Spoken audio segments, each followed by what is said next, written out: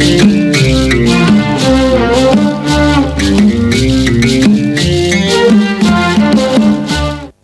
faithful listeners to Freely Speaking will remember that we had the privilege a year or so ago of interviewing in Geneva Sheikh Al-Hajj Ahmed Didat, who is president of the IPCI, that's the Islamic Propagation Center International, in Durban, South Africa. And it was amazing for me. Some of my Islamic friends in Geneva had called and said you were coming, and I didn't know this existed. I did not know about you, and it was very interesting to have our first conversation together. So since time has passed, and I am now in Durban myself, I would like to bring our audience into your center and hear you speak from your heart about your center, Islam in general, and then we'll expand out. You are most welcome. You are most welcome. Thank you very much for letting us come. So let's start about Durban and Islam. How did it come here?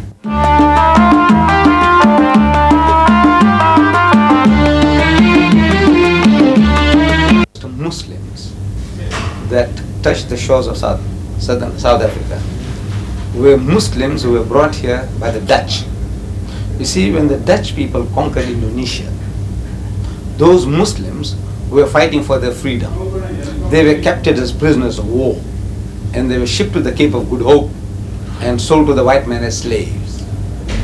Then when the British conquered Malaysia, those Malays, Muslims, were fighting for their freedom. They were also captured as prisoners of war, and they were also shipped to the Cape of Good Hope for the white man, and sold to the white man as slaves. For 300 years, those early Muslims, first Muslims, have touched these shores, and they have been under pressure from the Christians to Christianize them. But after 300 years of hammering, that group of people, they have become one of the most militant Muslim communities in the world. That hammering, instead of softening them, had hardened them as steel.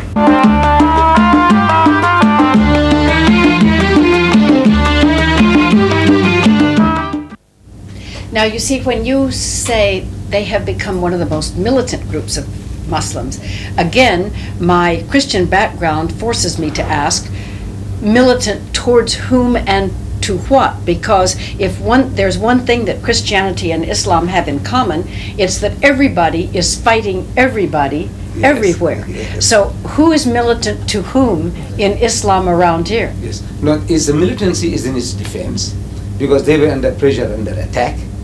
You see, the white man managed to change his names, surnames. They are almost all these people that are called Malays in this country today. Malays? They're called Malays. Aha. Malays, like Malaysia, Malays. Though they were originating in Indonesia and in Malaysia, they are all called Malays. Right. Now, that community of people, you see, because they were under pressure, the defense mechanism was also, it was not as soft, they were militant in their defense against the Christian missionaries. Yes. And that type of psychology remained with them. That was the one group of Muslims, and another group of Muslims came from the Indo-Pakistan subcontinent. Now they came to this country because they were starving in India. So they came looking for a livelihood. So they settled down mostly in Natal and the Transvaal, and the Malays mostly in the Cape, because that's where they were taken in the first instance. I see. So the white man managed to change the names of these people. They all carry Western names. Like you'll find a Muslim name, it's a Yusuf Hendricks, Abdullah Fenter. So what is Fenter? What is Hendricks? What is Smith? So he says, no. These were our slave masters. They carried the names of the slave masters, exactly as in America. Exactly the same way. Same thing happened here. Yes. But now with this difference, the 300 years of hammering that the Afro-Americans received in America, it changed them all to Christianity. This 300 years of hammering in Southern Africa made them better Muslims than the Muslims at home.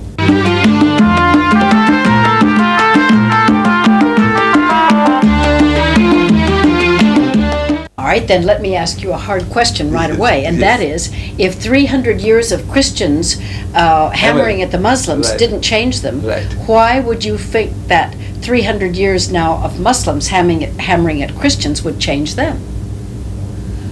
In other words, because the Islamic Propagation Center is not to spread Islam to the world. It is. To the world. Including Muslims, Christians. Jews, Christians, and to all. You expect Christians to resist for 300 years? No. You see, if the right approach is there, you see, there is an approach. The approach of the Christian missionaries and the Christians then was a harsh approach. Like what they did to the American Negroes.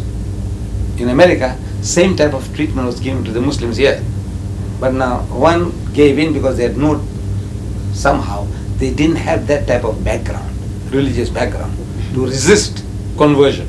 These people had. Who the Malays? They had something, basic knowledge about religion, which kept them together. Now, in our approach today, you see, we are using a technique of speaking to a people, the Jews and the Christians, according to their own background and experience. The methods that were used by the Christian missionaries was, in the past, attacking Islam, attacking the Holy Prophet Muhammad, attacking the Quran, and that didn't get their honey. But we are not attacking Jesus or the Christian people. What we are saying is, we have an approach where we are calling the people, says, come, let us reason together. And in that, we say, we want to show you from your own background and experience that it was about time that you look for a person who would give you a solution to all your problems. Because we say that Jesus Christ, before he parted, he told his disciples, he said, I have yet many things to say unto you, but ye cannot bear them now. Meaning you haven't got the capacity. He had the knowledge. He had the solution to our problems for eternity. Who Jesus Christ is the mighty, as a man of God, as a mighty messenger of God, as a Messiah, he had answers to all your problems. But the people to whom he was addressing, they were incapable of receiving that message. So he says, howbeit, when he, the Spirit of truth, is come, he will guide you into all truth. For he shall not speak from himself, but what things shall he hear, that shall he speak, and he shall declare unto you the things that are to come. He shall glorify me. Now we Muslims, we are claiming that that Spirit of truth, or that Comforter, as prophesied by Jesus, is Muhammad, and he is giving you a solution to all your problems. Those solutions might not go down well, because we are all used to certain ways of living, thinking, but if you sit and reason, these are solutions to your problems, whatever problem you have.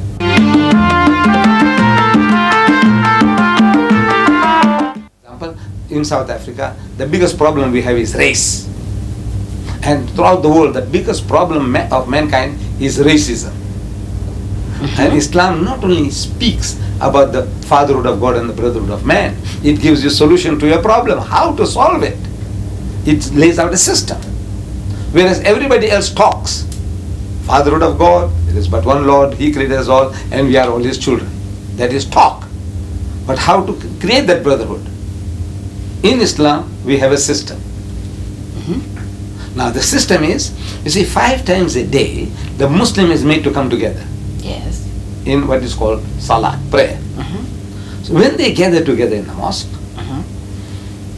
they use the same taps for ablution, they use the same towels for wiping the faces, and they stand shoulder to shoulder, no gaps left between the rich and the poor, the black and the white, or whatever. They all must stand shoulder to shoulder.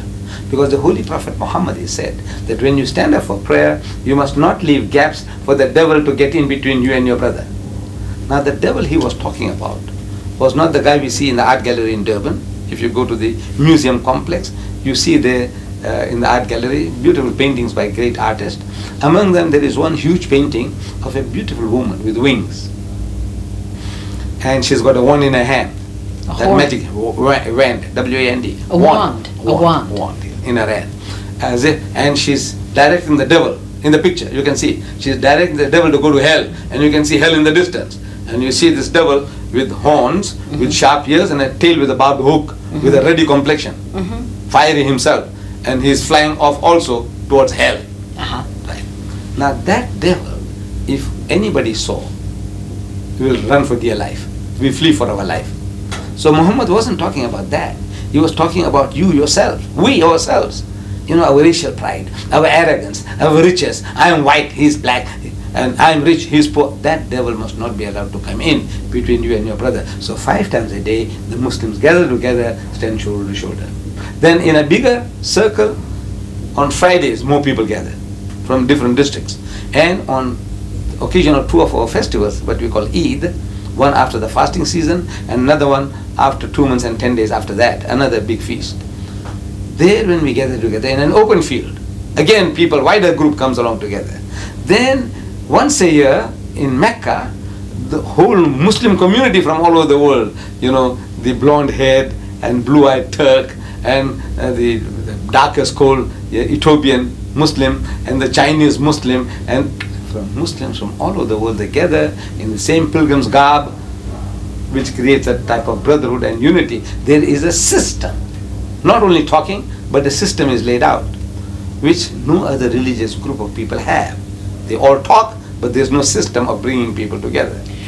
But still, if I may say, and we're engaged in an academic exercise, right. But Christianity, Judaism, Islam, right. Hinduism, right. These are systems, one way or the other, perhaps not as elaborate as Islam, right. But they are systems of people coming together to worship what is one God, with the exception of Hinduism. Right. Perhaps they have more.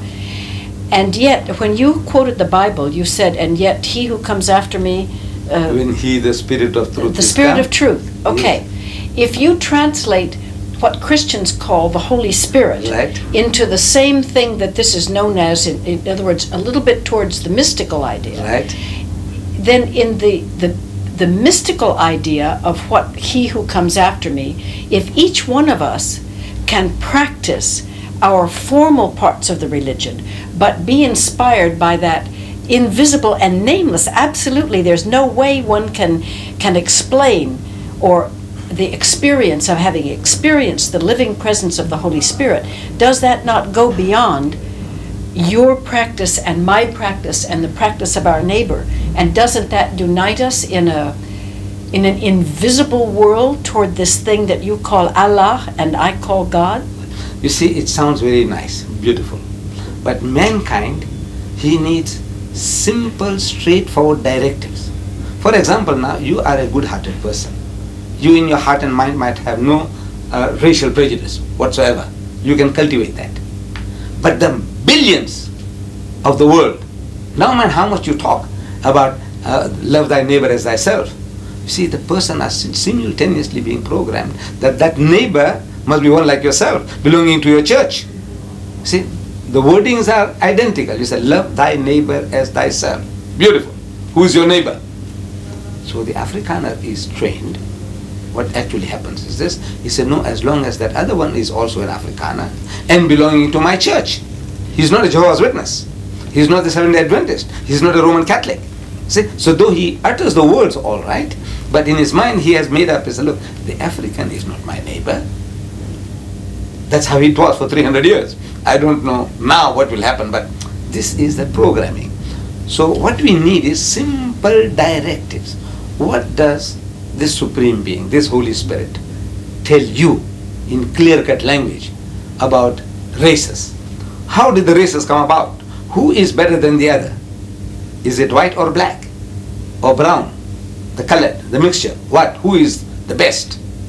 So there is not another system which gives an answer like the Islamic system gives you. It says in the Holy Quran, it says, Ya ayyuhan nas, say, O mankind, inna khalaqnakum min dhakarin wa untha. It says, most certainly it is we who have created you all of a male and a female, common origin. Yes. وَجَعَلْنَاكُمْ شُعُوبًا وَقَبَائِلًا. And it is we who have made you into nations and tribes. Who God Almighty is talking. What for? He says, لِتَعَارَفُوا, that you may recognize one another. This Mr. John is an Englishman. That other Mr. John is an Afrikaner. This Mr. John is a Frenchman. This John is an Indian. These are convenient labels for recognizing people, says this holy book, the book of Islam. But we have a tendency to create our own false standards of judging. Despite all this, look, we come from Father Adam, we are all his children. That is what we all say. Like especially the Jews, the Christians, and the Muslims. But in their hearts and minds, the man says, I'm a Jew, we are the chosen people. The rest of the world is goyim, Gentiles, unclean. Right? The Christian also, he says, look, yes, we believe in the Father of God and the Brother of man, but for 300 years, you ask the Afrikaner, he doesn't consider the African as his equal, even belonging to his church. The Indian belonging to his church is still not equal. And the Roman Catholic Church, which claiming to be the most universal, Catholic, most universal. I have been living here in Durban on the same street as the cathedral, just around the corner here. And on that street as a young man I used to watch the Corpus Christi procession every year. Yes. Corpus Christi, the body of Christ. And used to come out from the cathedral, walk through Cathedral Road, I lived in, number 40, Cathedral Road. And year in and year out, I watched. They had some, like a canopy-like thing, and the priests under the canopy, and they were marching. Yes. I can't remember the more details than that. Then I used to see the whites, men, women, and children, and behind them, the coloreds, men, women, and children. Behind them, the Indians, men, women, and children, and behind them, the Africans, men, women, and children. Invariable arrangement, no change. Year in and year out. The white man first, then comes the colored, that's a mixture between black and white. Then comes the Indian, then comes the African. And everybody knows his place. How did it happen? You are being programmed. Okay, this is how it ought to be. You see, the Indian is before the African, and the colored is before the Indian, and the white man is before all. Mr. Dida, I agree with what you say.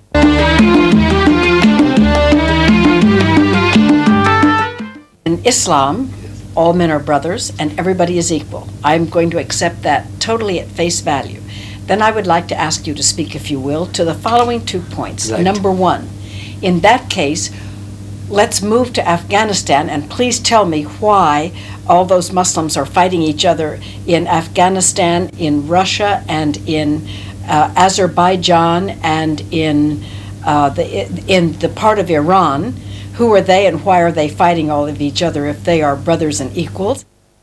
To Afghanistan, the battle there was first between the communists who were ruling and the bulk of the people who were good, simple Muslims. And they were asking for their freedom against the communist rule in their own country. Afghanis by Afghanis. Right. Then Russia jumps in onto the bandwagon to help the communists, to communize the whole country. Yes. And the war took place. And after how many years? 10 years or so, the Russians had to leave. They left the country, left it to their own divide, whatever More they or can less. devise. Yes. Now, it's human nature. It's human nature that now the people who have been helping you, they have certain motives, and they have been exploiting it. For example, now, one group of people, the Mujahideen, means those people who are fighting for the freedom, they were helped by Iran. So they would, in that process, they'll be trying to make them to accept the philosophy of the Iranians. That's one faction of the That's one Mujahideen, faction. yes. Another faction, they say the Saudis are helping them. They'll want to make them to think as they are thinking. Another section is held by Pakistanis. The Pakistanis want, says, look, when everything is over, we want you to become one with us. So all these are power politics. The human being is... And 5 times a day, they're all lining up together with no devil in between. Right. So now, the devil there we were talking about was, number one, getting rid of first was your racial and all the other prejudices. But now they pray together. But now what happens is this, that in the end, the loot, how are you going to share this? The rule. How are you going to rule this country? So the one is brainwashed to say that the ideal way of running this country is on a communist basis, with the fellows ruling there now. The other guy says, no. It must be Islamic the way the Iranians see it. The other guy says, no, it should be Islamic, but as the Pakistani sees it. So this is that human this thing, and the devil in between. Somebody is running around trying to see that they remain in this situation. Then what are the plain, simple rules of the Quran to correct that Right. overnight? Now, not overnight. What the rule is, go back to the book. Go to the book. And the trouble with most people, nobody really goes to the book. The thing I would like to ask you is, in this wonderful, and we're having fun here too, but in this wonderful Islamic center, you are gentlemen, as I see. Everybody here that I look at is a male so far. Yes. Now, suppose you went home tonight, every one of these distinguished gentlemen. Yes. And all of your daughters chose this day to tell you that they had decided to marry the Jewish boy down the street or the Christian boy that was walking around. Suppose that, any of these things, I don't have to elaborate further. Young people, often they start all these things, and then how do you speak to them when you say, look, the Jew is my brother, the Christian is my brother, but we don't get married. And then you come back to white doesn't want to marry black, and then everybody passes laws. So, first of all, Afghanistan, and they're all fighting each other. And secondly, intermarriage, or what they decided. What if your son came home and said, I have been a good Muslim for 30 years, but suddenly I have decided to become a Christian. So what do you say? Yes. Okay. Your second question about marriage. Islam tells us, see, in detail now, whom we can and whom we can't. We follow this biblical injection to the letter, where the Bible says that an idolater or an idolatress thou shalt not marry. Now we uphold that. An idolater and an idolatress thou shalt not marry. So my son falls in love with a Hindu girl. My religion says, no, you can't marry her. No man how beautiful she is. No man how much she allures. One is that you can't marry. Now racially, with the Hindus, most of the Hindus, we are one language group. We have the same racial stock. We carry the same surnames. We enjoy the same dishes. But because of our religious concept, idea of God, my religion says, no, you can't marry an idolater or an idolatress. I can, my religion allows me to marry a Christian woman or a Jewess. It does allow you to marry? It does allow, yes. It does allow. I didn't know that. The reason. There's a reasoning behind it. He said, look, we are so close. If I marry a Christian, a Jewess, for example, I would be the last man to say anything abusive about any of the Jewish heroes. Moses, David, Solomon, Jesus. We have the highest respect for them. So this wife of mine is Jewess. She will be still at home with me.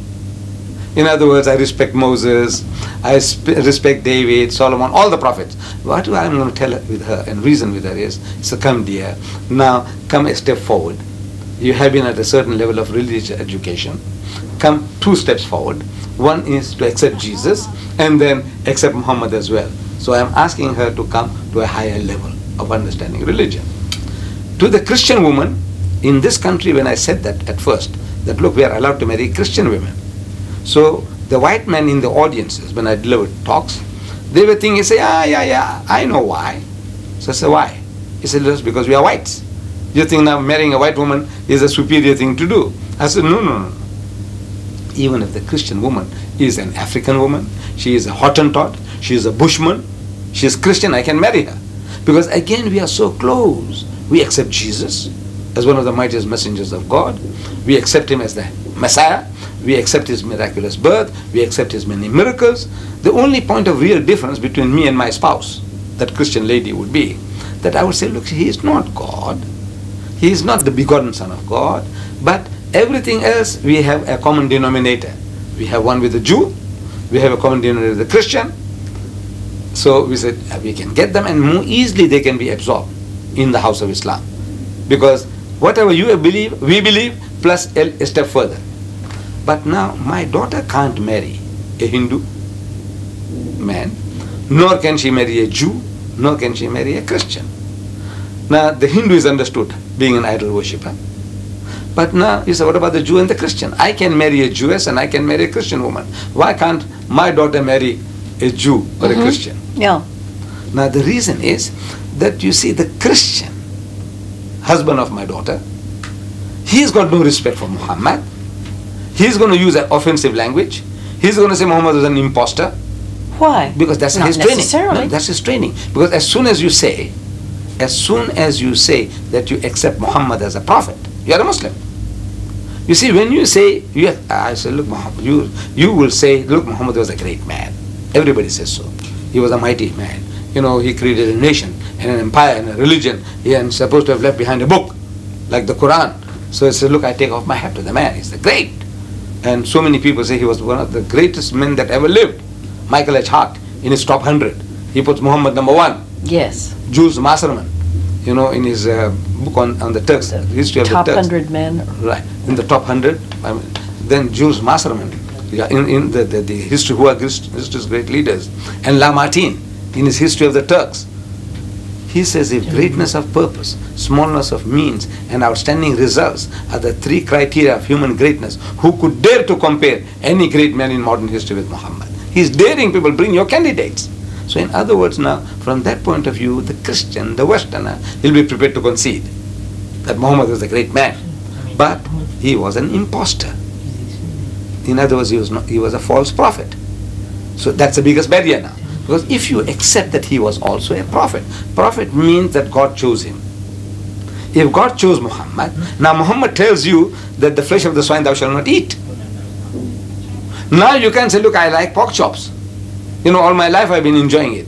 He said, look, this man is a prophet of God and is authorized by God to tell you now, don't eat the pig, don't drink alcohol, no promiscuousness, don't dance or court or date women. So at every step now, if you believe in this man, that he is a prophet of God, you have to listen to him. It's not just a word saying, I believe he is a prophet. It means nothing.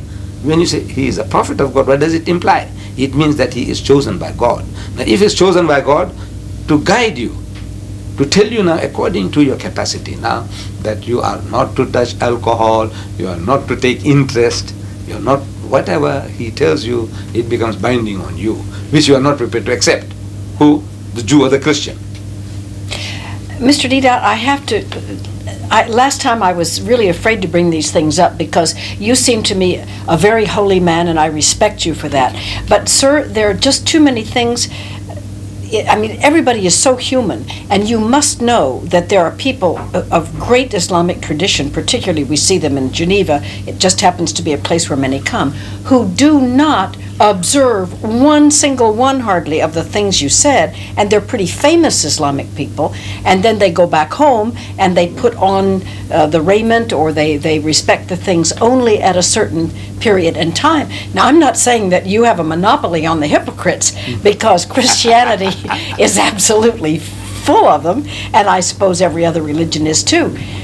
But, you know, what God says and does and what prophets say and do is so far from the least of these thy brethren that sometimes it really seems hopeless, including for the Muslims, if you excuse me for saying so. No, I would say that, look, no community in his right mind can claim to be perfect. We all have our black sheep. Whether you are a Jew or a Christian, yes, Hindu or Muslim, we all have our shortcomings. But this American, he wrote a book, The Messenger. In that book he says that there are more professing Christians in the world than professing Muslims. Professing. But, he says, he continues, but there are more practicing Muslims in the world than practicing Christians.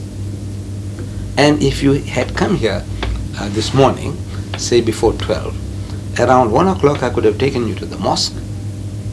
And of course today, and it would have been out, because today was Friday, and on Fridays there's no place even for us in the mosque.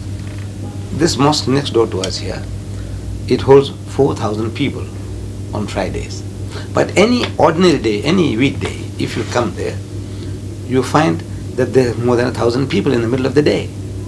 More than 1,000 people in the middle of the day, in the middle of the week, which you will not find in the Catholic cathedral on Sunday. So what is it? How does it work? So as far as the practice of religion is concerned, we have our hypocrites, we have our black sheep. But on a percentage basis, there's not another community, religious community on earth, another community which is as responsive to the religious injection as the Muslim. with all our shortcomings. Whatever you described in Geneva, we can also describe anywhere else, in London or New York or anywhere. Yes. I accept. But says, I mean, we are not perfect examples of our religion. But as a people as a whole, now when you judge a system according to the whole. That in South Africa we are boasting, and nobody has contradicted me, that in South Africa we have the lowest alcoholic consumption in the country. I'm quite We sure. have the lowest gambling rate in the country. We have the lowest divorce rate in the country. We have the lowest prison rate in the country. And we have the lowest suicide rate in the country and the highest charity rate in the country. And nobody has been able to contradict me. So in other words, what does it? Everything else is the same. What does it in this environment? No, it's the teaching. Because the Muslim is being programmed 5 times a day, so to say. When he goes for prayer, he's being programmed. He's being programmed. So he's the least racist. I can't say he's free from racism. We are pure angels. But he is the least racist. He is alcohol. He is the lowest. In everything else he is the lowest. And in charity rate is the highest. What does it? It's the programming. Because there is a system. Islam gives you a system. That bringing people together, that doesn't eliminate, all our sicknesses. Because it's a type of programming that you're going to receive. And it's only the superficial contact with religion which is creating this. Superficial. But now in the Christian community, the Seventh-day Adventists and the Mormon community are used in, they have the same attention to no alcohol and to very healthy eating and to the proper diet and all the rest of the things, and they practice more, and they're used in medical experiments. People go to test hearts and what have you because they know that they are far more faithful practicers of religious interdictions than members of other communities, and that is it's obviously a tremendous plus. But coming back, we have, I think that the smallness of the community that does that, because the community is so small. Yes. Sects, so they can keep together, keep on inspiring one another, brainwashing one another. But as soon as the thing gets big, like you say, the Roman Catholic Church, it gets unwieldy. The Anglican Church gets unwieldy. It's the numbers now counts. The bigger the number, the less cohesive the community will be. True, but you are how many hundred years later? You haven't 600 years after. 600 years after. So perhaps it could be projected or suggested that in Islam you've got 600 more years to go before even Islam will start to be. It could be the same as these other religions, which get a little bit watered down. Which brings me back, if I may, to 2 points. We have 12 minutes to go. Yes, ma'am. I'd like for you to finish about you said the daughters could not marry outside, Correct. but the sons could. Not to all, except to Jews and Christians. Yeah, okay. There's the good women among them. And so then I would like to know about the children. If you married a Muslim lady, and if you marry a Christian, how does Muhammad teach about the children of those marriages?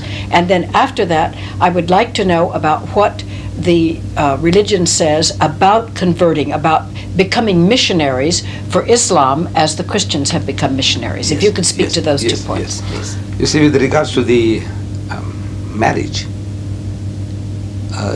you want to know what happens? What does Muhammad teach about the children of these? Now, in the house of Islam, the children are automatically the fathers. They follow the father's religion. So in other words, now it's understood at the back of the mind that if I even marry a Jewess, I'm going to try and convert her, and every Muslim in the family, everybody is interested. Say, why? What's wrong? Why aren't you becoming a Muslim? If I married a Christian, everybody, if I'm a young man, my father, my brother, my mother, everybody is, and the neighbors, everybody is, keep on, eating the life out of the person. Why? What's wrong? What's wrong, Mary? Why aren't you becoming a Muslim? What does that? So, that is the attitude of the Muslim was to bring them in and convert them. The children automatically, they will be following the Muslim religion. In the house of Islam, it was never expected that we will be in a state of minority anywhere at any time. The attitude should be that the religion as preached by God through Muhammad would prevail. So in other words, now automatically we'll all become Muslim. So as such, we'll be all following the same rules and regulations. That is the idea. But now, in Western society, it is not so. So there is a danger. I marry a Christian lady, and I have a few children. But in case the marriage breaks up, marriage can break up between a Pakistani and a Pakistani, a Saudi and a Saudi, and there will be more reasons why it should break up between a person from another culture and another religion. There are more chances of the marriage breaking up. Yes, that's absolutely. So if that happens now, according to the Western law, the woman takes the children with her. So I lost her. Motherhood, you see. So my children are gone. So my Fatimas and my Khadijas and my Muhammads are going to church. Because now suppose now you with that lady and you go back, where do you go to? To your aunties and your grannies. And your aunties and grannies are going to church. So you take my children along with you. So over a period there will be a brainwash into Christianity. So the dangers are so great that I say, look, although there is a scope for marrying Jewesses and Christians, I am always telling to people, I say, please don't take a chance. Don't tempt providence. You see, you're playing with fire. You know, this is going to come as a big surprise to you, but the Christians are saying the same thing to their children. Right? No, they have a right. And so the Jews. Right. It's true, yeah. Where is an act of, I say, look, self-preservation. You make a law, the Roman Catholic makes a law. I am not opposed to that. What I am saying is that, look, Islam is the religion that is destined to be the final religion of mankind. Reason. You see, it's the latest and it caters for all your problems. That's what I said at the beginning. Like, for example, you are an American, aren't you? You are an American. Now, I just come from America. Yes. In November I was there. And I came across certain statistics that there are in America today 7.8 million more women than men. If more women than men. If every man in America got married, there will still be 7.8 million women who will be sitting on the shelf, waiting for husbands, which they'll never get. To start with. As if nature is taking revenge on the West, giving you more women than men, 7.8 million. And of the manpower you have in that mighty nation, 25 million are sodomites, gays. You call them gays. 25, another 25 million women who can't get husbands. I don't know how many million that is, but they say something like 10%. Is that 25 million? I wouldn't know, ma'am. Yeah, you'll be able. 25 million sodomites, gays. Yes. Then 98% of your prison population is men. Then man gets cold feet for so many reasons. You see, he wants to marry, and when you show him a bride, and he gets cold feet for some reason, it doesn't tell us why. But he gets cold feet, he backs up. But a woman, even if she's frigid, she wouldn't mind somebody giving her protection in marriage. You know, for marriage of convenience maybe. You know, look, it says feed me, clothe me, house me. It's all right. I give in to the man, you know, for his pleasures, but she's prepared to marry, even a frigid woman. Generally, she doesn't mind getting a husband. But the man, he gets problems after problems. He's not sure of himself. So now, with that amount of surplus women in America, what happens? What is the answer? What did the Holy Ghost, because the Christians say Jesus was promising the Holy Ghost, the Holy Spirit, to come along and guide mankind into all truth. 2,000 years have gone. So I'm asking, what did the Holy Ghost tell any church in 2,000 years? How to solve this problem of surplus women? You have more than 30 million women in America who can't get husbands. What are you going to do with them? Well, the feminist women would say, who needs one? And the traditional women would say that, if I can't speak for them, I can't speak for either group, but I would say that frankly and truly, I honestly believe that the Holy Spirit draws, if you are filled with the idea that the love of God shines out of you, that there will be some man, some place, sometime, under the grace of God, who will be drawn. You know, men are not stupid. If they find a lovely lady who is kind and who is loving and who is sweet and who likes to create a good home and who wants to be a good mother and who is perfectly willing to love and to cherish and to revere that gentleman, there will somehow, this thing in itself will draw a male creature. Right. But now what about the 30 million? Suppose in a perfect, with this all the men that are there who are, you know, we haven't discounted, as sodomites, as prisoners, and so on and so on. So there will still be 30 million women. If all those men get married, they find a brides, the ideal brides. Still there will be 30 million women who can't get husbands. Well, very well. Through no choice of my own, I assure you. Right. It was necessary that I become divorced. And this is against everything that I believe in as a Christian woman. However, in the years since that I have lived with full joy in splendid isolation from the world of men in that way, although my work keeps me there all the time, there is a certain joy that in celibacy. There is an intensification of the spirit, which is, I suppose in Roman Catholicism you'd talk about priests and nuns. I'm not sure about Islam, whether you have people who practice celibacy or not. But it is a very, very noble, holy, and lovely, wonderful thing. And you simply live what you feel that God wants you to do and what God wants you to be, and you can give back into the world a great deal of what you've received. I don't believe that this is a punishment, or that this is a sin, or that it's that much of a terrible loss. See, the proof of the pie is in the eating. Now, we find in Roman Catholicism monkery and nunnery. In Islam, it's forbidden. No monks and no nuns. Islam forbids you to do that because it's unnatural. Now, the proof that this is unnatural, you read the statistics today. How many percent of the priesthood are gays? When you don't allow them the natural release, then they're going to find unnatural ways. Sodomites, how many sodomites are there in the Catholic Church, in the Anglican Church? So that is a proof that, look, the system is not natural. You're going to do things which are unnatural. Then, while in America, I was looking for Dr. Kinsey's book on the American female. You see, I had read it many years ago. Yes. Dr. Kinsey, The Life of the American Female. And I wanted to possess that book because I had read it and it belonged to a doctor friend. I gave it to him, and since then I didn't see that book. I wanted Dr. Kinsey's. Then I didn't find that. I went to most of the bookshops in New York, and they say, well, it's on the computer, but they haven't got it in stock. It's on the computer, but it's not in stock. Then I was forced to buy Masters and Johnson's. This is the more up-to-date version of Kinsey, Masters and Johnson. And what I read there, the American life, which is the same as the British life, of sexology, or the German or the French, they're all the same. Might be a 1 or 2% difference between one and the other, but generally whatever is happening in America, whatever their norms will be the norms of the Western nations in Europe. And I was actually horrified. Things I can't tell my audiences anywhere. What I'm reading. Are there no gays in Islam, and are there... I can't say that. I mean, there would be.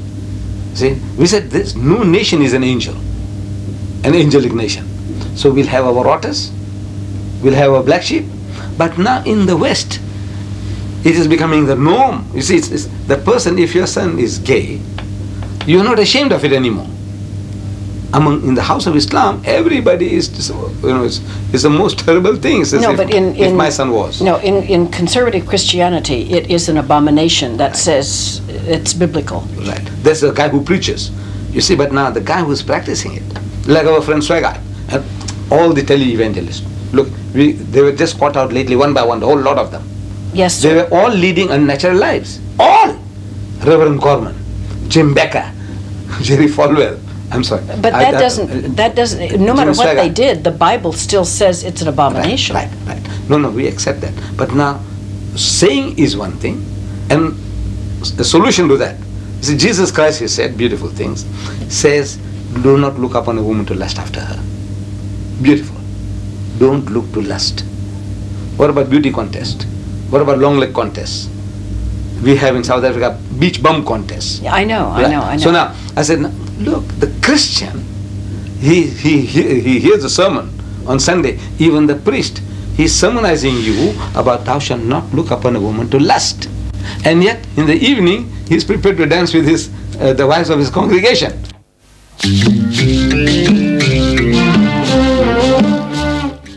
Tell us your solution to what you have described as the, or shall we say, curse of America, or this big problem of America? An opportunity, I would say. You see, God Almighty, in His wisdom, He gave a solution to our problems. And we read this in the Bible, that almost every prophet of God had more than one wife. Abraham had 3. Solomon had 1,000 wives and concubines. 1,000. David, his son, he had more than a dozen. In the time of Jesus, polygamy was practiced by the Jews. You see, they come to Jesus, the Jews had come to him with a poser, with a riddle. They were asking him, he says, Master, there was a woman among us who had 7 husbands, according to a Jewish practice, that if one brother died and he left no offsprings behind, then the second brother will take her to wife and try to, I think they call it levirate marriage. Yes. So according to that system, 7 brothers, they went through this one woman, one after another. And in the end, the woman died and the 7 brothers died. So they came to ask Jesus that while they were alive, there was no problem because it was one by one. But they want to know from him that at the resurrection, which guy is going to have her, because they all had her here. That means 7 brothers had this one woman. Now we can't imagine that among the Jews, the 7 brothers were waiting in a queue for a brother to die before taking over the woman. Surely they had their own wives. See, they had their own wives and they were trying to do the duty simultaneously to this woman. And they failed. And another brother failed and another failed. Polygamy was practiced. In the whole Bible, there is not a single verse anywhere against polygamy. Jesus Christ never uttered a word about polygamy. Little wonder that he said, in my last interview I told you, that he said, I have yet many things to say unto you, but ye cannot bear them now. Howbeit, when he, the Spirit of truth, is come, he will guide you into all truth. All truth means all your problems, solution to all your problems. And is this a defensive role because the Prophet Muhammad had many wives, or is this? No, this is a natural answer to a natural problem. We didn't create it. In America today, as I said when I visited the country, I discovered that there were 7.8 million more women than men. If every man in America got married, there'll still be 7.8 million women who can't get husbands. And in the city of New York alone, there are 1 million more women than men. In the city of New York alone, 1 million more women than men. If every man in New York gets married, still be 1 million women who can't get husbands. Is polygamy a practice here in this Islamic community? No, hardly. This is hardly being practiced. It's what? It's hardly, rarely. It's a rare thing. But this is a solution to a problem. We are not offering this as a tonic to the world. You have a problem. Britain has a problem. Germany has 5 million more women than men. Germany. In Britain, soon after the war, I'm reading that there were 1.6 million more women on the east coast of England alone than men. You have a problem with the 7.8 million women in America without husbands. Then of the males in New York, one third are gays, sodomites. All right. Then in the whole country, 25 million sodomites, gays. In other words, another 25 million women who can't get husbands. Plus the 7.8, you have another 25 million. Then your prison population, 98% are men. That means, again, they are discounted. Then, I was telling you jokingly, but I think there's many serious things I said in jest, that men get cold feet for so many reasons. I know. I've been trying to get guys married, and I know what happens. Everything is fine. He's jovial, he wants to, and then at the last minute, the guy gets cold feet. He doesn't tell us why. Maybe at the back of the mind, he can't make the grade. He doesn't make a fool of himself. So he finds some excuse of getting out of it. So man, so many reasons. But the woman, even if she is frigid, she'll want to have somebody to give her protection. I arrived here on just before President de Klerk's speech. I immediately read all of the newspapers and listened to the radio, the TV, and what have you. And of course, one heard everything about the point of view of the ANC, which is a political organization, UDF, PAC, and one heard the point of view of the government, and this was in every front page everywhere. there was practically no mention whatsoever of the opinions of either the colored community, the Indian community, or the Islamic community, and there may be others. I could not find really almost even a reference to it. So my first question on this subject: where is the Islamic community in politics in South Africa today? You see, as numerically, the Muslim counts for nothing.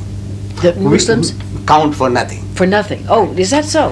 How many? Because we are less than 2% of the total South African population. Oh, I see. And then this 2%, less than 2%, is divided in South Africa according to the apartheid laws. We are divided into two major groups. One group is called Indian Muslim, and the other is called colored Muslim. You see, they have divided the Muslims again into two sections. That less than 2% is further divided by the laws of the country into two other groups. One is called colored. They call them Malays. They are coloreds. They go as coloreds in this country according to the South African laws. And the other, because most of us originate in India, Pakistan, we go as Indians. So now as Indians, we are shunted together with the other Indians, see, who happen to be 80% of the population, Indian population. So the Indian is a minority, and in that minority the Indian Muslim is 1/5. It's a minority of a minority in South Africa. So numerically we don't count anything among so why mention you? That's one of the main reasons. Then the Malay, he's counted as a colored. So among the colored community is also a minority. Colored is a minority. It's a bigger minority than the Indian. There are almost about 3 million coloreds, mixed between black and white. Among them, the Malay is also counted as a colored, but he's called Malay. But Malay means he's a colored, it's a Malay Muslim with a colored identity. When you just say colored alone, it means a Christian colored. I see. And the Malay is a Malay colored. You know, for racially he's a colored, he carries a colored identity card, but religiously he's a Muslim, so they call him Malay, and the other Muslims here we call us Indians. So as such now, the Malay will have to start voting according to that colored group, whatever their votings are, you know, so they have this party and Conservative Party and Nationalist Party, so they start voting for them. And among the Indians they have the Solidarity Party and what, all the NP, whatever they call them, they vote for that.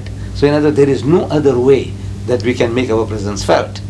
But the Muslim, we believe that we have solution to the problems of South Africa. Which way? You see, when there's an identical situation that is prevailing in South Africa at the moment, where there is a huge black power and there is a huge white power, and they are in confrontation. They both are playing a game. I hope that, you know, something good comes out of this. There's some sincerity on both sides and there is peace. Because if they both start going warring, then the rest of the community, we small people, will all get smashed in this battle of the giants. But now the solution is, an identical situation prevailed in Medina when Muhammad went to Medina from Mecca, you know, when he had to make his flight.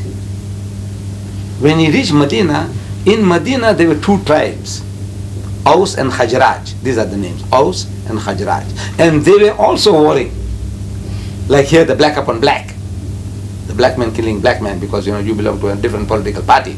The killing is going on continuously. Similar thing prevailed among the Arabs. One tribe killing the members of the other tribe over little things. Until Muhammad set his sacred feet in Medina and he offered them the book, the Quran. This is God's revelation to you. This is the rope of God. This is the rope of rescue. You hold this and be saved. So the Aus accepted Islam and the Khajraj accepted Islam. They held on to this rope and peace prevailed. So Islam has a solution to the problems of black and white, because this is only, there's a tug of war is going on. What can we get more? The white man wants to get the maximum from the black man, and the black man wants to get the maximum from the white man. It's natural.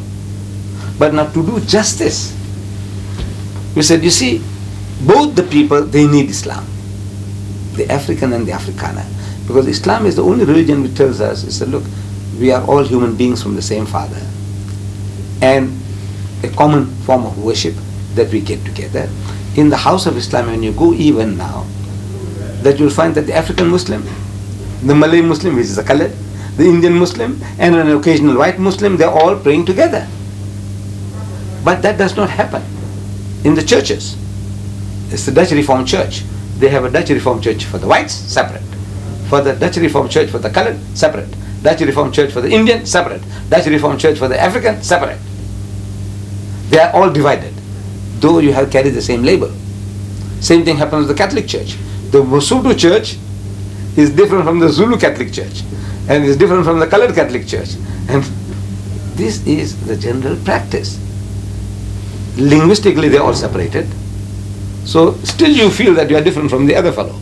In the house of Islam, wherever you come from, like when I come to Geneva, the mosque there, I'm at home. The guy who might be leading us in prayer is an Arab. But it doesn't make any difference. I go to Nigeria, the African is leading me there. And in Tanzania, there's an African imam. It doesn't matter, because the form of worship that I'm used to is the same. Whether I go to Indonesia or India, Pakistan, wherever I go, there is a common denominator, which Christendom cannot produce. There's no common denominator. All right, in this, your vote at this point then is not going to be that much significant. All right. So in what's going to happen, is there anything, just to have one word of economics, whether there was still a free enterprise system or whether it was nationalization and total socialization with a slight communist overtone, does that make any difference to the Islamic population? Community. It'll make a big difference. And so what would you be for? Because we'll go for free enterprise. Because as it is now, there was a time when even the young people had certain ideals about Russia. Mm-hmm. And we can see the whole thing has crumbled to pieces. Yes. Because the thing is unnatural. You see, our wise men were telling us that this is unnatural, it can't stand. There is a law at work. And according to that law, this thing can't last. Mm-hmm. Well, it lasted a long time, 70 years. But after 70 years, the thing has got to come to pieces. So he says, now you have an example to go by. This was your goal. The only perfect example you had of communism is falling to pieces. China is opening its doors. So now you want to experiment again. He's a fool. The man who wants to taste fire himself, he wants to burn his finger to find out where the fire burns. He's a fool. I said, learn from other people's experience. He said, look at it. Wherever they have practiced this communist system, in Mozambique, what has happened? In Tanzania, go and visit the place. I visited the place. Yes, I did. I've been there twice. In Tanzania. And I was telling that anybody who wants to opt for that system, give them a free ticket, a holiday. Is go to Tanzania and go and spend 3 months and come back. And then you tell me what type of system you want. Whether it is Mandela or anybody who talks about that system, I says, give them a free ticket to Tanzania and let them come back. With that economics, and that's all, we'll touch on that. So Yes. This community would opt for the free enterprise system. Groups of the UDF, ANC, do any of them have any particular attitude toward Islam that would compare? For instance, I brought one of your folders here. Yes. There are some things that you say about the Zionists or the Jews, Right. which are very, very, very strong. Yes. And before we speak about that, I would like to ask if there are any of these other groups or the Christian groups who say anything that strong against Islam in this country. No, you see, there is like an unwritten policy of this Christian country to see that everything as difficult as it is possible for them to make for us. Mm-hmm. But there is a freedom of religion in this country, which I have to take off my hat to, which is second to none in the world. Freedom of religion. Is that in so? this country? Freedom of religion to preach. You see, freedom of religion. As a young man, I was reading the communist constitution, and so Article so and so tells us, and I read it, and that there is freedom of religious practices and anti-religious propaganda. I'm quoting. Mm-hmm. Freedom of religious practices and anti-religious propaganda. So I thought, well, look, we both have a fair chance. Mm-hmm. But I didn't understand that It says freedom of religious practices. That freedom is given to you, but not to preach. And anti-religious propaganda. While the 4,000 Muslims are going into the mosque for prayer, the guy outside can make a noise and say, hey, these fools, look what they're doing. You see how they pray. They can make a mockery of it. But I can't come out and say, hey, look, man, come inside and I will tell you, how to get peace. But the system that we are following, it's a one-sided deal. It's one-sided.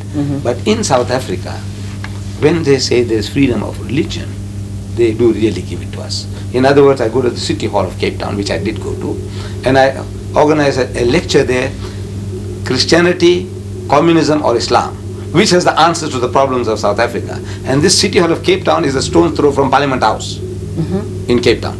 And I delivered a lecture to a packed audience there. Christianity, Communism or Islam. And since the speaker is a Muslim, it's understood automatically that it is not Christianity, it is not communism, Islam is the answer. Yes. Right. And no interference from the government on any level, no interference. Then we had a conflict with the government twice. Twice we had a conflict with the government on our publications. One was in 1982, I published a pamphlet, The Crimes of Begin. Yes, the I Sabra know. and Shatila massacre. Begin. Right. Menachem Begin, his crimes, the crimes of Begin. And that pamphlet, the Jews had it brought up before the publications board. And they had it banned. We made representation, but our representation, I blame my soldier, my lawyer. I lost the case. Then the government, the Christians now this time, they took up another of my publication called Crucifixion or Crucifixion. It sounds the same, like a riddle, it's not. Crucifixion, the first is F-I-X-I-O-N, fiction, to fix a man on the cross and kill. And the other fiction is F-I-C-T-I-O-N, fiction means a fairy tale. Is it a fiction to fix and kill, or is it a fiction, a fairy tale? That's the title of my book. And some missionaries, they brought it to the attention of the director of publication. The director of publication read it, and he directed his board in Pretoria. He is in Cape Town, he directs his board in Pretoria, say, ban the book. The board goes through the book, and they say, look, this is not very pleasant. We don't like this book. It's a very important book undermining our foundation of our faith, which is the crucifixion. Death and resurrection of Christ is the foundation, and this book undermines that. It's a very dangerous book. But it does not infringe any law, so we can't ban it. So the director of publication went on appeal against his own board. This is something unique. To me, it's a unique thing. In any country in the world, the director say, ban, the thing is banned. You can go and fight it out afterwards. But the director goes on appeal against his own board. In that case, he's going to hire an advocate to represent him against the board, to convince them that the book should be banned. So for the first time, the board informs us that, look, this is what has transpired so far.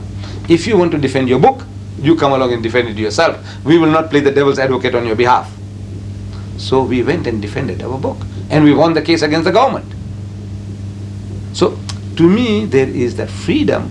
If you can play the game according to the rules of the game, there is nothing for you to worry about. Now, this is a very good entrance, what you have just described, that you held the crucifixion up and you made your case, which I believe, when I read something about that, that Jesus appeared, you believe, as dressed as the gardener, when it said that the ladies thought he was the gardener. It's because he was not, and it goes on like that. You have said that in the name of freedom of speech, even though that was an abomination unto Christians, they allowed you and you won your case. May I move now to Rushdie and the fact that he has printed something which I assume, I have never read it and I don't intend to, is equally as, quotes, insulting to the Islamic religion as that would be to the Christian. And yet he is under penalty of death. And you are not under penalty of death. No, for having said this. Could you lead us into this discussion using those two cases? Yes. You see now, in the case, the government says, in my case, about my book, that this is a bona fide belief. I'm not trying to make a mockery of the Christian. See, just I want to be funny, I want to be clever. They say, hey, look, this is nonsense, man. How can one man, take the sins of the world? The Christianity is taking 1,000 million people for a ride on a cross. Yeah, I believe it. Right, no, right. But now that I'm making a mockery. There's a law in the country, you are not to sneer at somebody else's religion.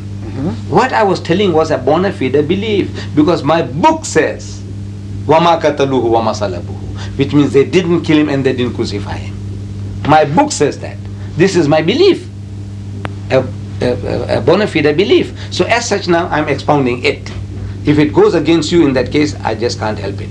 This is the belief that's given to me by my faith, and 1,000 million people believe in it. Right? In the case of Rushdie, it is not that. See, he has gone out of his way to abuse everybody. Like, for example, in South Africa, we had the book banned, just like that. See, there's a law. The law is there, and according to that law, we succeeded. You are not to sneer at somebody else's belief. Right? This guy here, the races. Our biggest problem is race, as I said in my previous interview. Everywhere is a race. This man is the greatest racist. He beats Hitler's Mein Kampf. We show to the director, look what this guy says. He says, nigger, eat white man shit. Is it right, sir? The guy says, no. This is rank racism. He's a racist himself, but this is rank racism. Then he says, black shit is bad. He calls them niggers, he calls them coons, he calls them what and what not. Right? So they said, no, ban the book. Ban the book. This is not right. Then he's used certain type of language. One word. Which we don't have to use. No. For one word, Lady Chatterley's lover was banned in this country for 20 years. That word he uses 55 to 57 times in his book, forgetting that he's besmirching the characters of the Islamic faith, our spiritual mothers, the wives of the Prophet himself, then the Prophet Abraham and the companions of the Prophet, the thing that he calls them, which makes anybody's blood boil, especially the Muslim.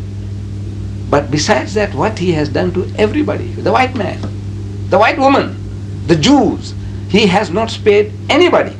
But the problem with the people outside, in the Western countries, nobody brought this to the attention of the people there. We only cried about ourselves. We said, look, he saw my mother. Who? It's Aisha Siddiqa, wife of the Prophet. Where is she? She can swim. He said, no, she's dead. So how long? 1400 years. So does it hurt her? The guy's making a mockery of it. See, it's a mockery now. Does it hurt her? Now you're making a mockery of it. But now if I turn the tables, it would be different. I said, sir, I've told the people in Britain, I went around on a lecture tours. I'm telling them, I says, you know what he says about Mrs. Margaret Thatcher? So what does he say? So I said, he calls her torture. Full stop. One word sentence. Torture. Then he says, Maggie the bitch. Maggie the bitch. 3 word sentence. Maggie the bitch. I said, is it right? I said, you people should have gone to Mrs. Thatcher and says, Ma, with an open book, the satanic verses, says, Ma, look, this fellow is calling you a bitch. Is it right, Ma? But maybe you can take it. You are great. You are the Iron Lady. 2 years nothing. But what about the feelings of your dear son, Mark? Somebody calling him son of a bitch. What about his feelings? What about your daughter, Carol? What about her feelings? Shh, the book would have been banned. You know what he does to the Queen? He cohabits with her in the book. He makes tender love to her and he joins with her. But Mr. Deedat, if I may say so, yes. You see, as a Christian, right. Professing and believing, Christianity and everyone connected with it have been reviled by so many people, right. So much literature, and so many people in the world, that not only do we have mud of every kind of description in the world thrown on Jesus Christ, thrown on the church, thrown on individual Christians, martyrs, anybody else. Right. It doesn't, it sheds off your back like water, because you expect it of anyone for any reason that they choose. And the second thing is, as Christians, we are then called upon, no matter how vile the treatment, to the Christian religion or to the Christian himself to arrive at the point where we can express total forgiveness for that person, because if there is a God who says, "Judge not lest ye be judged," even though we all do it every day 25 times, right. we are called upon to rise above this and even to pray for that man, that God in his own wisdom and infinite way through the grace of the Holy Spirit will touch that man, whether he's Islam or whether it's Judaism or what, that person who is reviling, first of all, his reviling against us isn't going to hurt him, but when that guy gets in front of God Almighty, at least in the Christian religion, he is in far bigger trouble than anything we can do on earth. Right. And even if we killed this man, and now I'm coming to to the sentence of death. Yes. Even if we killed this man, in a sense, in a pure Christian sense, we are interfering with the law of God, because God himself, in his infinite wisdom, will judge him. Even if Rushdie had done that, and if the book never got published, if he had written it in a closed room and no one had ever read it, God himself would still be the judge of Mr. Rushdie. So having said that, you appreciate what I mean when I say, as a Christian, it's very hard to get so worked up about it, no matter how awful it is, when we've been experiencing that for 2,000 years. You see, what you and have... so have the Jews. Islam has said terrible things about the Jews. They've said it in your literature, that they are absolutely, some of the things are... what they're doing now, at the moment, the way they're behaving, so worse than the Nazis. Which well, will but give you some proof. of the things you say about them are things the Nazis said about the Jews. If it is true, you see, if it is true that they are doing the things worse than what the Nazis did, then if it's hurting the guy, me speaking the truth, is it true that if the guy who doesn't pay taxes in Palestine, in Gaza and the West Bank, that person is thrown out of the house, they confiscate his property, and they bulldoze the house? Is there any country in the world that does that? If you don't pay the tax, they catch you and take you to jail. Yes, out Right, here they right. bulldoze shacks in townships, and people have No, been for not kicked paying out of their taxes. home. Listen, there are laws in the United States, if you what do Don't you pay call your it? tax? No, condemnation, or they condemn property and so on. You can get people that is out. a different thing. Then you compensate them. You say, look, this building we need. We want to demolish this, so we want to make a highway. Yeah, I'm not defending them. For public, this thing is, look, here is a compensation for that. But this is the person who doesn't pay the tax. You kick his wife and children out. You take his fridges away. You just can't imagine. You break people's bones. I got films. All right, films. I agree with that. All of that is So terrible. now, when I tell you, I said, you are doing something worse than what the Nazis did to you. You should be the last people to behave like that, because you went through hell. I sympathize with you. And now you are doing the same thing and worse than the Nazis. So now, if it hurts you, I say it's just too bad. But now, am I speaking the facts or lies? I give you proof from your own writers. Okay, but what about Islamic people? And I would bring in Christians if I could. No, who have done terrorist acts and innocent people. Culpable. If you catch the terrorist, according to the rules of your country, you have every right to do what you like. If you say, look, there's no death penalty in Israel. There's no death penalty. Death penalty. Right. Okay. No, it's not my fault. That's your law. But to me now, if that guy killed innocent children, if I catch him, I'll hang him. You see, but you say, no, there's no death penalty. So what do you put him in life prison? So that's your business. That is your law. But that is not the law as given by God. The law of God says life for life. But now we're coming back to Rushdie. But that's Jewish law too, an eye for an eye, tooth for a tooth. Right. So now, if you don't want to follow your law, that's your business. I can't force you to follow your law. But now we also have a law that for certain blasphemies against God and His messengers, the punishment is death by crucifixion, or by hanging, or by chopping off the hands and feet from opposite ends. Very cruel. But now, treason, to us this is treason against the Ummah. Ummah means the community, the religious community. You have a law, treason against the state, for which, you had the Nuremberg trial. You had Lord Haw, that Britisher who was broadcasting from Berlin. Yes. You had him killed. That Irishman, who tried to bring some freedom for you had him hanged or shot. So in other words, now every country in the world you have a law, and you behave according to your law. Now in the case of this devil here, he's broken all the laws, but now I'm not crying about that. What I'm telling is that the way to approach the white man, the Westerner, is to show him where it hurts him. Because I'm told, like you said just now, that the people are insensitive. Look, you can swear Christ and you can do this and do that and get away with it. Not get away with it, but no, but... Right. But now there is a law of blasphemy in England. Mrs. Mary Whitehouse, she took the Gay magazine to court for using certain blasphemies against Jesus, and she won the case. But now there's nothing to protect the Muslim feelings. It's only Anglican England has got only something to protect the Anglican Christian, not us. There are more Muslims in Britain than Methodists, but our feelings are not considered at all, as if we are human beings. So now I said, that is no sense in me crying about that. But you people, the Westerner, is also sensitive, where it hurts him. So I show you, I said, look, he's not altogether insensitive. About religious matters, the bulk of the people are irreligious. So it's only a name. You are Christian, you only fill census forms. Mostly you say you are a Christian. But in your hearts of heart, you are not a Christian. You are a Christian in the sense that you are not a Muslim, you are not a Jew. In that sense, you are a Christian, but in your hearts and mind, it has nothing to do with your practical life. Generally, this is what I see. So now I must show you where it hurts you. So I'm showing you. I said, look, you people are highly sensitive people.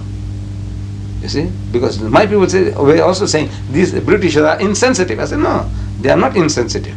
You try and say certain things about them, and they'll break your jaw for you. Don't try. But you have to tell him what? He said, look, sir, open the book. The very first page of Satanic Verses. He calls Londoners.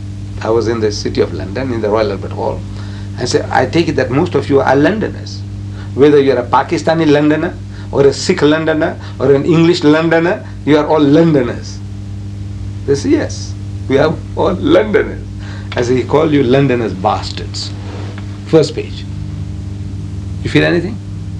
Of course you feel. You see that? No. That's you are talking from a different. You are personally involved, and now he tells you, you bastards, you feel something. The people say they feel it.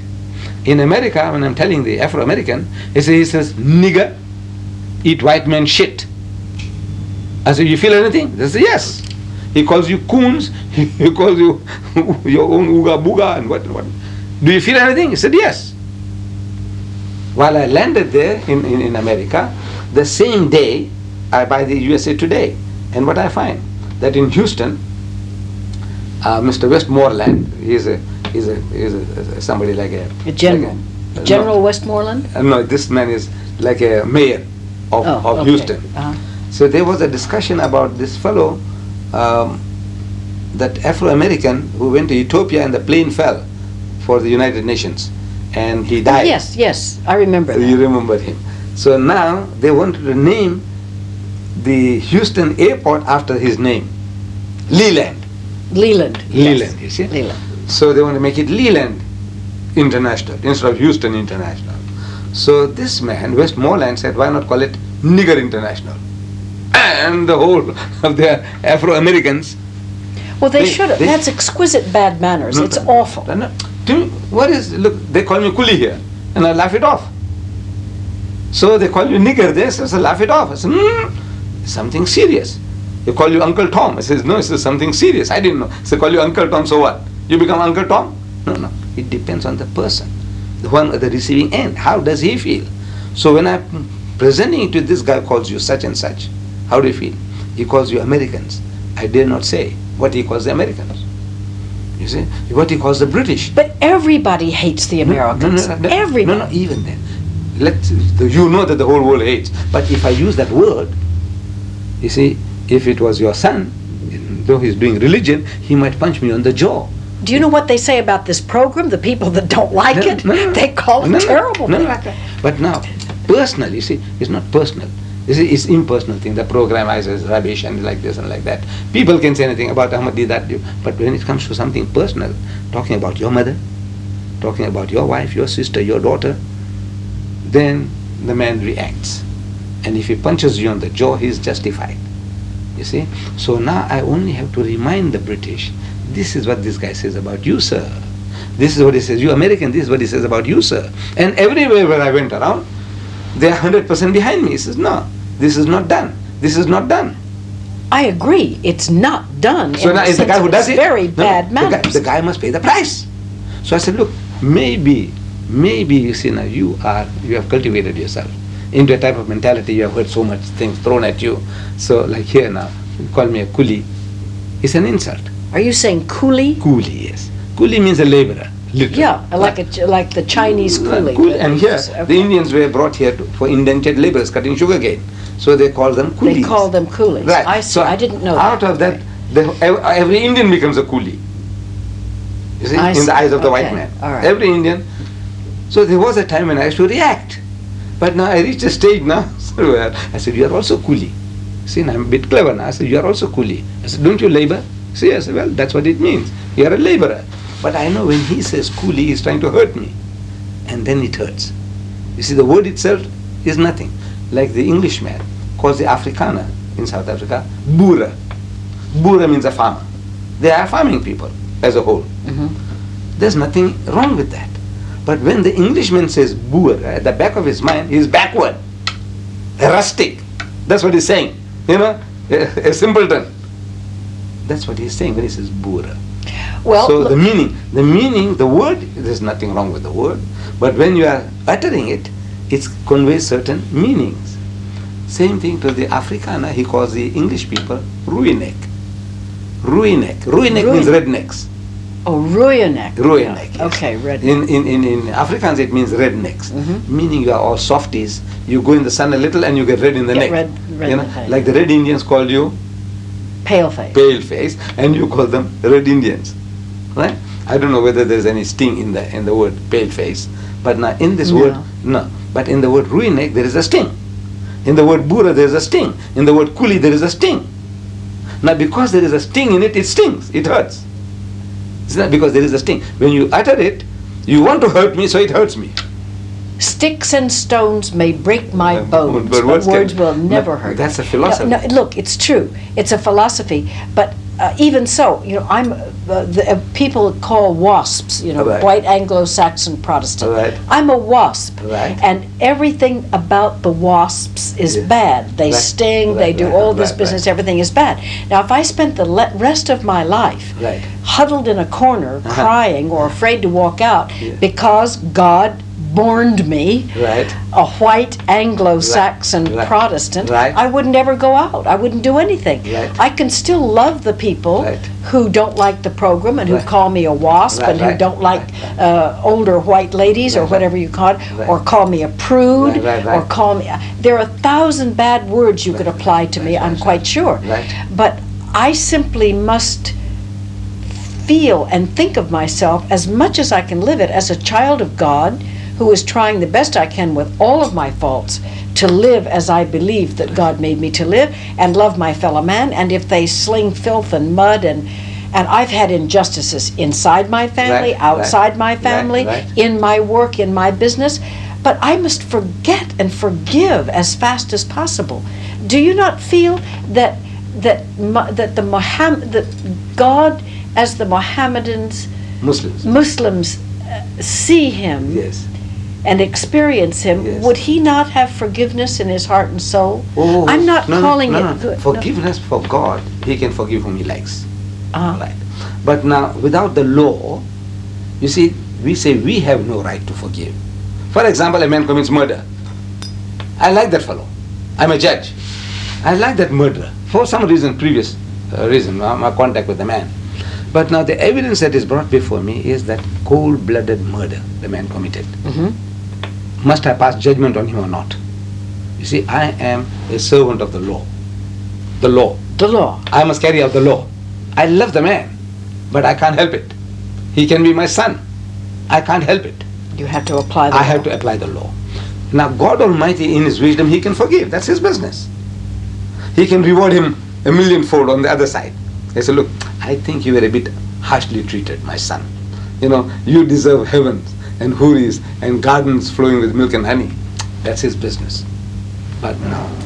The man commits treason if the law of the land says he should be shot.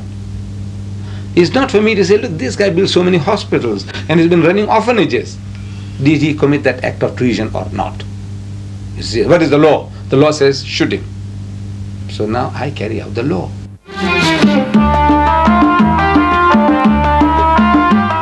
See, and all those people in South Africa have people outside the country Right. who committed treason and they committed murder. The Afrikaners, or the white South Africans, have a hit squad of some kind that Right. and Yeah. those men committed murder. Right. Now, would you, under the laws of Islam, would they all be put to death, or would one side be forgiven and the other side not be forgiven, or would they all be amnesty? I think, you see, because to me, if I look at it, that this was a war. Undeclared war between the two. Yes. So as such, to me, this was war, and now we have come to the war has come to a halt. We says forget about the past and let's reconstruct the country on a new principle of forgive and forget. So I mean, you would that's wipe out personally. both sides? Both sides I would wipe out. Because if I said, if you have to punish the one side, you must punish the other side. And there's no end to it. There won't be any end to that. So recrimination carries on, and it can still lead to further bloodshed. So with all let's assume for a moment, and this is assumption, I'm not making accusation, let's assume that there were X numbers of murders committed on the outside revolutionary side and X number of murders committed on the inside white police squad. Everybody should be equal and they should all Just be... forget about the thing and carry on from here now. But Mr. Rushdie should be executed. Oh no, his is a different case altogether, because now he is not repentant at all. He is going on further and further. He wants to broadcast this further, Yeah. more and more. This is greed of gain. You see, 40 people have already paid with their lives. 40 Muslims have died. So many women have been widowed, so many children orphaned because of his pen, poison pen. How? I didn't know that. How did they... In India, in Pakistan, you didn't hear about the protests, marches, and they were shot down because now they are marching onto the British embassy or they're marching onto the American embassy. see what you So mean. the government now is forced to say stop it, and the guys are worked up. They want to go and march and lay the protest, so they're shot by their own governments. But 40 people have given their lives for this one man's mischief. Okay, but look at all the hundreds of people that gave their lives on both sides for the ANC, and I'm just using that as an example, it could be the others too, and the white hit squads. Women and children in supermarkets and 40 Muslims have died. Yeah. Rushdie, he is in safety, he's enjoying having a jolly good time with his millions, and he is unrepentant. He said, look, he has done something that is right. So he said, look, this guy, he is more dangerous to me than Hitler's armies. We have been visiting today with Sheikh Al-Haj Ahmed Deedat, president of the Islamic Propagation Center International in Durban, South Africa, on the 16th day of February 1990. Thank you. I'm sure we could go on for another hour or two with all of the things that we have. But thank you, Mr. Deedat, for the time you have given us today. God bless. Good night.